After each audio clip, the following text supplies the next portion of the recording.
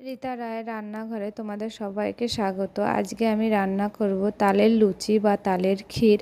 তার জন্য আমি তালের পাল্প নিয়ে নিয়েছি। আগে ক্ষীরটা আমি তৈরি করে নেব। এবার তালের পাল্পটা আমি ভালো করে গরম করে নেব।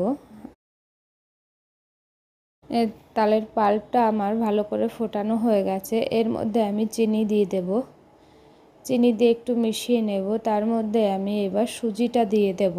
সুজিটা মিশিয়ে নেব ভালো করে।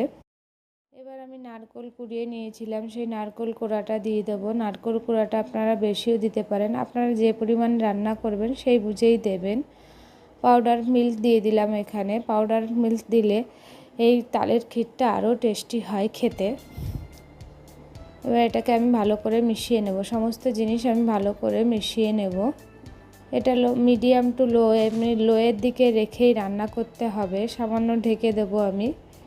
ঢাকা খুলে আবার একটু নেড়ে চেড়ে নেব।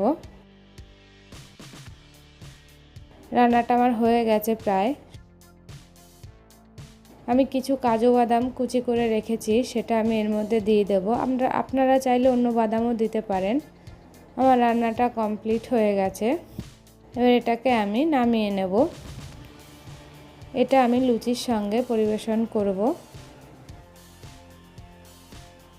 এবার আমি লুচির জন্য ডোটা মেখে নেব।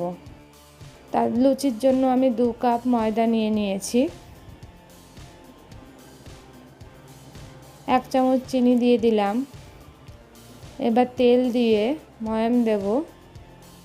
আমি 2 কাপ ময়দায় 3 চামচ মতন তেল দিয়েছি এখানে। সামান্য লবণ দিয়ে আমি এটাকে মেখে নেব। ময়ামটা আপনারা দেখে নেবেন, হাতে মুঠো হয়ে গেলে বা সহজে ভেঙে গেলে, মুঠোটা যদি সহজে ভেঙে যায় তাহলে ময়ামটা ঠিকঠাক হয়েছে। আমার সামান্য একটু তেল লাগবে। আমি 3 চামচই তেল রেখেছিলাম, আমার পুরোটাই লেগে গেছে। এই যে দেখুন হয়ে গেছে। এবার আমি তালের পাল্প দিয়ে এটাকে আমি মেখে নেব পুরোটা। আমি এখানে জল ব্যবহার করব না।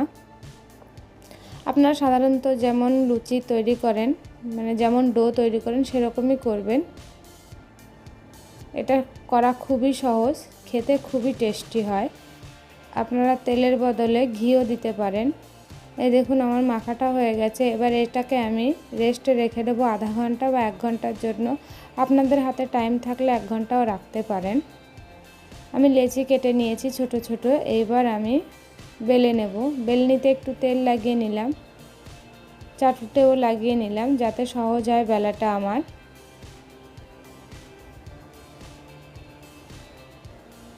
গোলগুলো যত প্লেন হয় লুচিটা ফাটে না আর ফোলেও সবগুলো। আপনারা চেষ্টা করবেন ছোট ছোট লেচিগুলো গোল করার।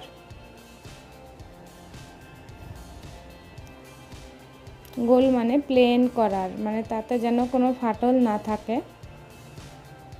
আমি বেলে বেলে 4-5টা বেলে আমি রেখে দেব, কেননা এটা আমি একাই করব।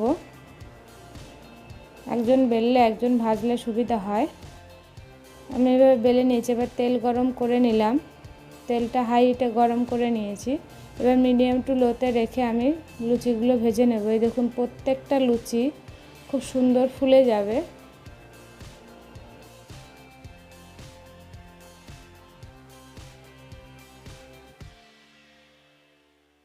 আমি একটা লুচি আপনাদের ছিঁড়ে দেখাচ্ছি। এই দেখুন কত সুন্দর হয়েছে ভেতরটায়। লুচিটা খেতে খুবই টেস্টি।